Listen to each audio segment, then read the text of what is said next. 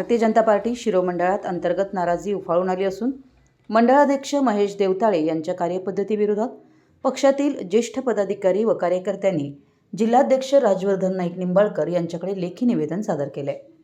देवताळे यांना पदावरून हटवून नवीन कार्यक्षम अध्यक्षाची नियुक्ती करावी अशी मागणी निवेदनातून करण्यात आली आहे। निवेदनात बैठका न घेणे, युवा मोर्चाची रचना अपूर्ण ठेवणे, कार्यकर्त्यांना कार्यक्रमांची माहिती न देणे, गटबाजी वाढवणे तसेच पक्षनिधीच्या गैरवापराचे आरोप करण्यात आले।